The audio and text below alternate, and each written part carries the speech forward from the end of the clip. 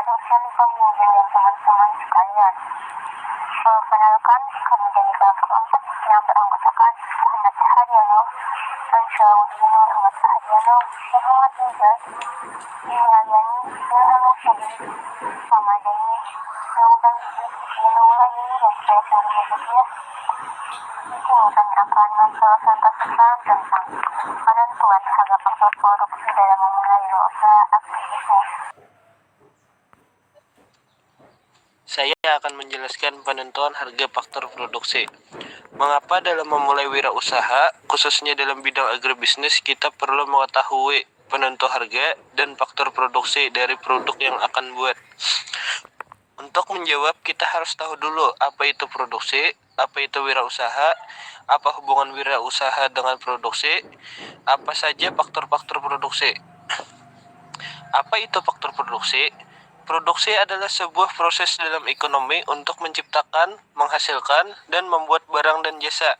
Secara teknis, produksi didefinisikan juga sebagai proses mengolah atau membuat sesuatu yang disebut input menjadi sebuah barang atau jasa yang disebut sebagai output.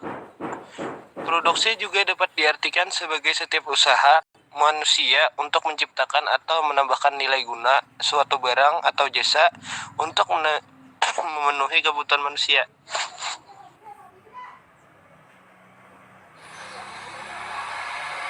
Perbedaan wirausaha dan kewirausahaan. Wirausaha adalah seseorang yang memiliki jiwa yang berani dan mampu dalam berusaha yang sifatnya secara mandiri dengan mendayagunakan segala sumber daya yang ada, baik dari kemampuan atau keahliannya sendiri, atau mampu menemukan inovasi dan memiliki kreativitas yang tinggi, maupun sumber daya lainnya. Sedangkan pengertian dari kewirausahaan adalah suatu kemampuan seseorang untuk menciptakan sesuatu yang baru dan berbeda dari yang lainnya, yang telah ada melalui pemikiran yang kreatif serta dibarengi dengan tindakan inovatif dengan tujuan yakni untuk menciptakan peluang usaha.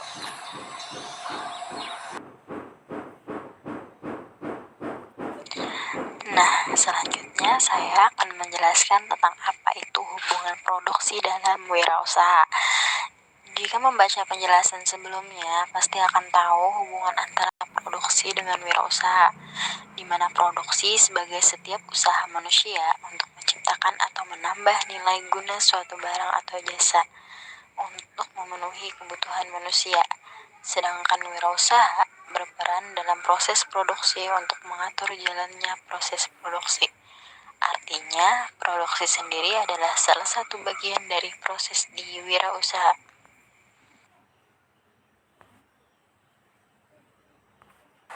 Faktor produksi. Faktor produksi adalah segala sumber daya yang diperlukan saat melakukan suatu proses produksi barang maupun jasa. Pasalnya, seorang produsen tentu memerlukan banyak hal saat membuat suatu produk. Faktor produksi sendiri terbagi menjadi dua, yaitu satu, faktor produksi asli yang meliputi sumber daya alam.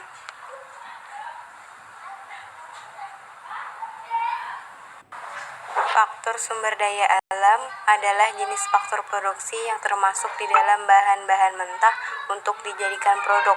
Bahan mentah inilah yang akan nantinya diolah menjadi barang atau jasa yang akan dipasarkan ke konsumen.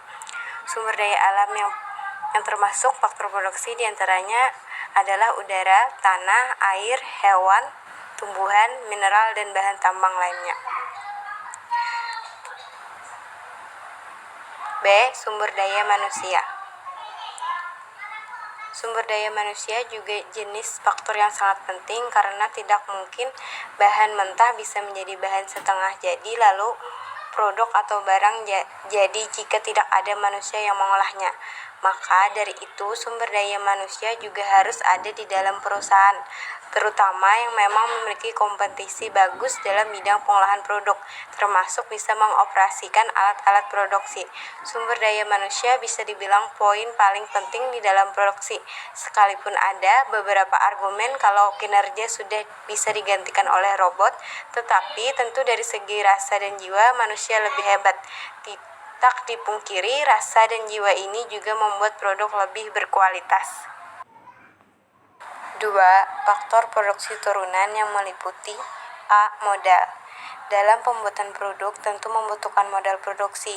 Ini untuk membeli bahan mentah, alat produksi, serta untuk membayar tenaga kerja. Maka dari itu modal juga diperlukan ke dalam faktor produksi. Artinya modal juga berpengaruh pada terciptanya produk yang berkualitas dan disukai konsumen. B. Kewirausahaan. Faktor kewirausahaan atau faktor manajemen juga perlu dimasukkan ke dalam faktor produksi, karena yang menentukan keberhasilan produksi bukan hanya produk, melainkan teknik, strategi, perencanaan, kontrol, dan selainnya. C. Manajerial.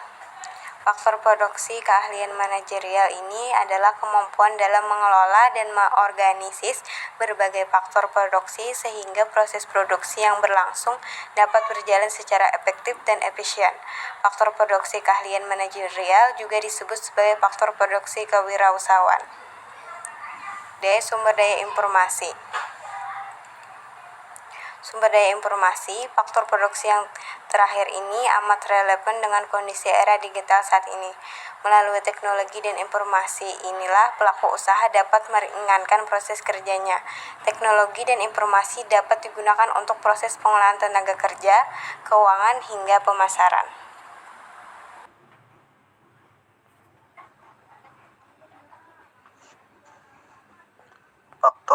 Faktor utama yang menjadi pertimbangan wirausaha agribisnis dalam menentukan produk yang akan dibuatnya. 1. Faktor keuntungan. Ialah jika setelah diperhitungkan tidak memberi keuntungan, sebaiknya pilihan bersangkutan dibatalkan. 2. Faktor penguasaan teknis. Cara pembuatan produk kerajinan perlu dikuasai atau dipelajari dengan baik oleh para karyawan. 3. Faktor pemasaran. Harus diteliti kemungkinan dan prospek pemasaran. 4. Faktor bahan baku. Bahan baku merupakan faktor penting yang ikut menentukan tingkat harga pokok dan kelancaran proses usaha kerajinan. 5. Faktor fasilitas dan kemudahan, seperti pajak yang diperoleh dari pemerintah. 6. Faktor modal. Perlu dipertimbangkan kesesuaian antar modal yang disediakan dan kebutuhan jenis kerajinan yang dibutuhkan. 7. Faktor risiko. Tingkat risiko dipertimbangkan dengan besarnya keuntungan. 8. Faktor persaingan. Perlu dipelajari situasi yang akan terjadi dan disesuaikan dengan kemampuan menghadapinya. 9. Faktor manajemen. Bagaimana kemampuan pengusaha mengelola usaha. 10. Faktor tenaga kerja. Hal yang perlu dipertimbangkan adalah tersedianya tenaga kerja yang murah dan kemungkinan untuk memenuhi baik jumlah keahlian maupun jasa.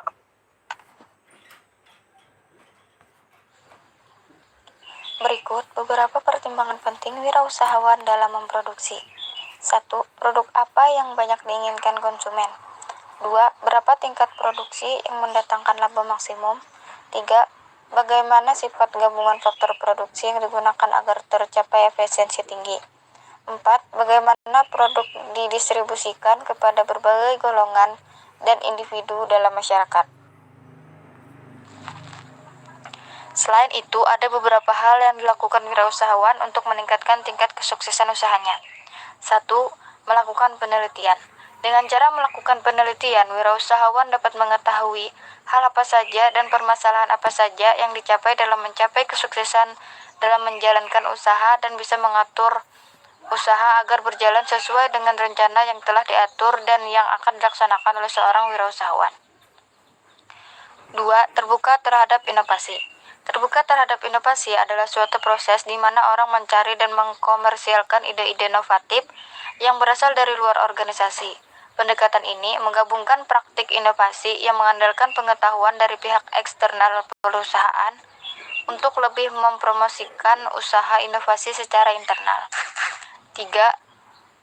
Diversifikasi aktivitas Anda dan cari saluran distribusi baru.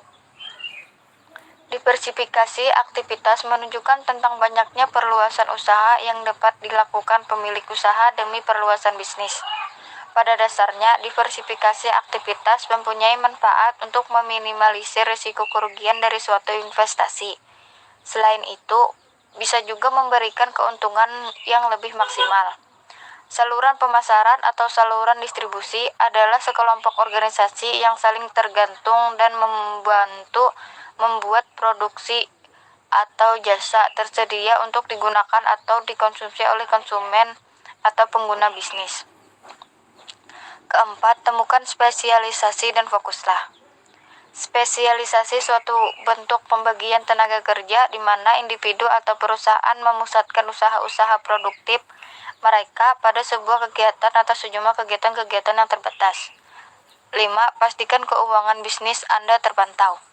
Pastikan keuangan bisnis Anda terpantau. Sebenarnya, pencatatan keuangan sangat diperlukan untuk mengukur kinerja dan target, apakah sudah tercapai atau belum. Banyak usaha kecil yang bangkrut padahal sebenarnya dapat berpotensi menjadi besar, hanya karena masalah manajemen keuangan bisnis yang kurang efektif. Soal mengatur keuangan usaha memang seringkali menjadi masalah yang sangat rumit bagi pengusaha pemula dan pemilik.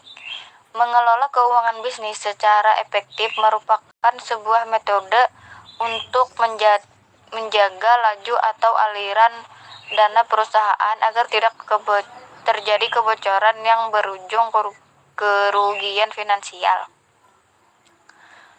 Yang keenam, perhatikan cuaca. Risiko perubahan cuaca terhadap dunia usaha dapat dilihat dalam 3 dimensi. Pertama, risiko akibat dampak perubahan cuaca secara fisik terhadap operasi usaha. Meningkatnya intensitas dan frekuensi kejadian cuaca ekstrim yang menyebabkan banjir, longsor, dan kebakaran, serta kenaikan suhu dan kenaikan permukaan air laut jelas mengganggu dan meningkatkan risiko usaha. 7. Dekati konsumen akhir. Dengan cara melakukan pendekatan terhadap konsumen akhir akan mempermudah dalam menjalankan usaha dan menjadi jembatan dalam terbukanya kesuksesan dalam berusaha karena sudah mengetahui apa yang dibutuhkan dan diperlukan oleh konsumen akhir.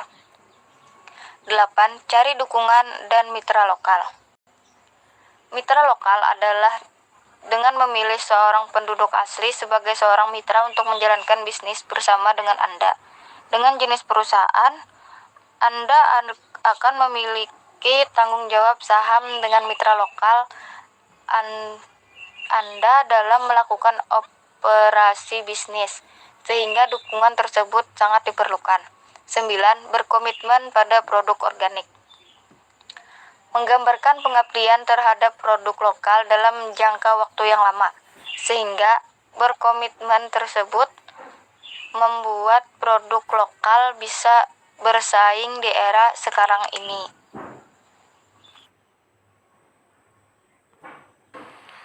Perlu juga diketahui wirausahawan karakteristik tentang produk pertanian yaitu yang pertama musiman. Artinya produk pertanian memiliki karakteristik musiman. Produk pertanian memiliki ragam dan macam sehingga tidak selalu melakukan panen dalam jangka pendek. Karena produk pertanian memiliki musim yang berbeda-beda. Yang kedua, mudah rusak.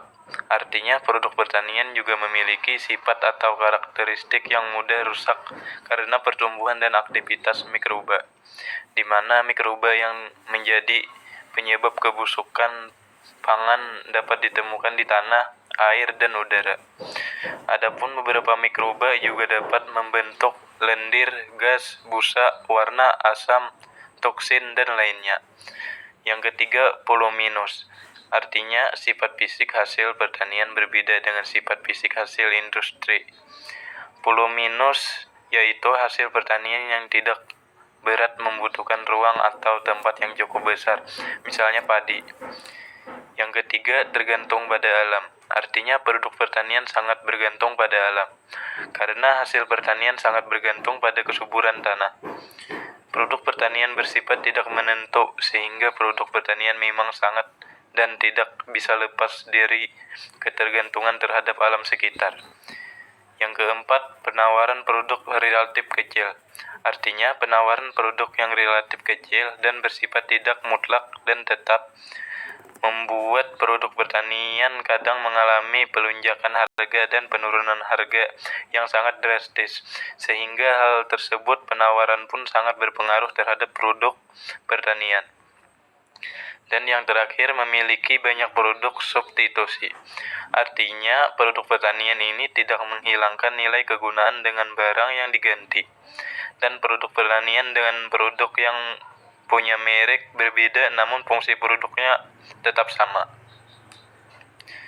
Dengan mengetahui hal-hal di atas, wirausahawan dapat menentukan penetapan harga berdasarkan faktor-faktor produksi tersebut.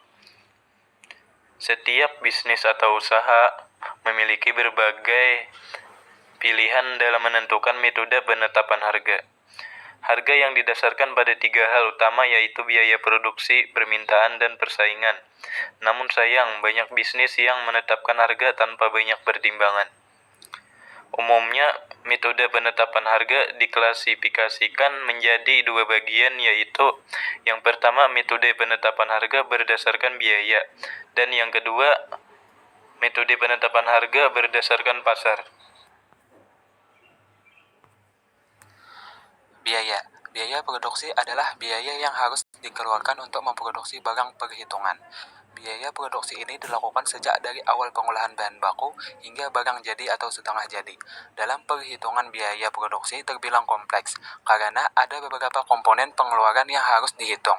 Total biaya yang dikeluarkan untuk proses produksi disebut biaya produksi. Ada 2 pembagian biaya produksi. 1, biaya eksplisit, yakni segala biaya yang dikeluarkan untuk mendapatkan faktor-faktor produksi. Biaya eksplisit mewakili biaya yang sebenarnya dikeluarkan oleh perusahaan atau bisnis sebagai imbalan atas nilai. Misalnya, gaji yang dibayarkan sebagai imbalan atas nilai tambah yang menghasilkan pendapatan. 2, biaya implisit, yakni taksiran pengeluaran terhadap faktor-faktor produksi yang dimiliki perusahaan. Biaya implisit tidak mewakili biaya yang dikeluarkan perusahaan. Contohnya rumah pribadi yang digunakan untuk perusahaan. Adapun jenis biaya produksi sebagai berikut. 1, biaya bahan baku. Biaya bahan baku ini dikenal juga dengan biaya pengadaan barang. Jenis biaya yang pertama ini merupakan dana yang harus disediakan dan dikeluarkan oleh perusahaan untuk mendapatkan bahan baku atau bahan mentah, di mana bahan mentah tersebut nantinya akan diolah hingga menjadi satu produk jadi. 2, biaya tenaga kerja. Jenis biaya produksi selanjutnya adalah biaya tenaga kerja langsung, yang biasanya disebut dengan direct labor. Ini merupakan dana yang harus dikeluarkan perusahaan untuk membayar upah atau gaji para pekerja.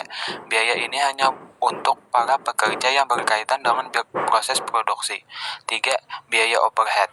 Jenis biaya ini merupakan dana yang perlu disediakan dan dikeluarkan oleh perusahaan untuk menunjang proses produksi secara tidak langsung. Biaya overhead ini biasanya meliputi biaya tenaga keamanan, biaya listrik, sewa, hingga keperluan alat tulis kantor.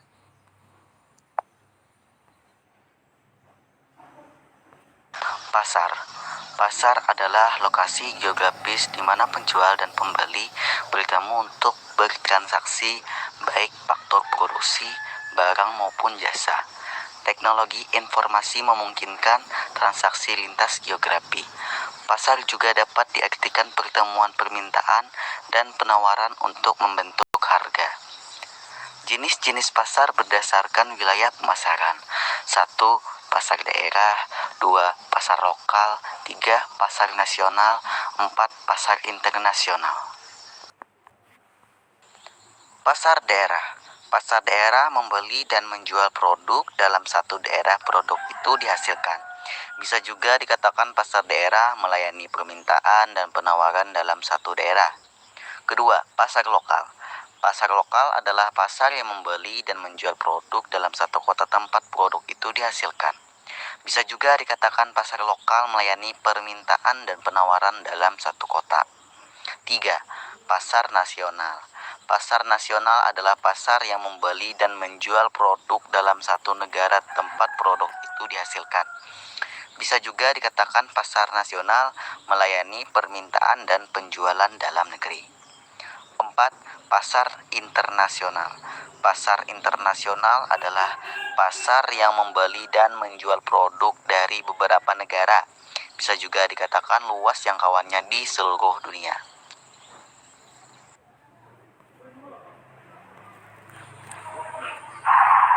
Kesimpulan dari presentasi kelompok kami bahwa penentuan harga dan faktor produksi merupakan suatu hal yang wajib dikuasai oleh seorang usahawan dalam memulai wirausaha. Karena dari kedua hal tersebut dapat dipastikan bahwa wirausahanya tidak akan berhasil. Demikian presentasi dari kelompok kami, semoga bermanfaat untuk kita semua. Wassalamualaikum warahmatullahi wabarakatuh.